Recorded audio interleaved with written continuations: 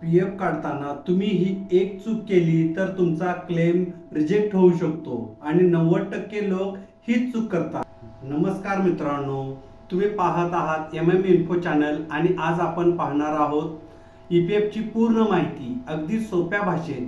सर्वात आधी समजून घेऊया ईपीएफ म्हणजे काय. तुमच्या पगारातून काही रक्कम कट होते आणि कंपनी ही तेवढीच रक्कम जमा करते, म्हणजेच तुमच्या भविष्यासाठी एक सुरक्षित फंड.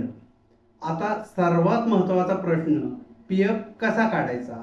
स्टेप 1, UN पोर्टलवर लॉग इन करा. स्टेप 2, ऑनलाईन सर्व्हिसमध्ये जा. स्टेप 3, क्लेम फॉर्म 31-19-10C निवडा. स्टेप 4, बँक डिटेल्स व्हेरीफाय करा.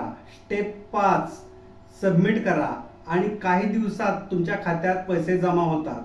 पण इथेच लोक मोठी चूक करतात. KYC कंप्लीट नसते, आधार लिंक नसतो, बँक डिटेल्स चुकीचे असते आणि त्यामुळे क्लेम रिजेक्ट होतो. म्हणून आधी KYC पूर्ण करा, खूप महत्त्वाचं आहे.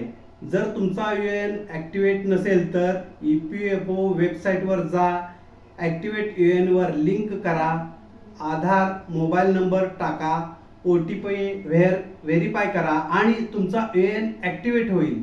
2026 मध्ये EPFचे काही नवीन बदल आले आहेत. क्लेम प्रोसेस जलद झाला आहे. KYC व्हेरिफिकेशन अगदी स्ट्रॉंग झाले आहे.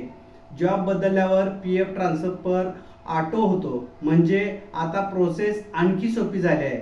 तर मित्रांनो, आता तुम्हाला EPF बद्दल पूर्ण माहिती मिळाली आहे. व्हिडिओ आवडला असेल तर लाईक करा, तुमच्या मित्रांसोबत शेअर करा आणि अशाच अपडेट्ससाठी इन्फो या आपल्या चॅनलला सबस्क्राईब करायला विसरू नका. धन्यवाद.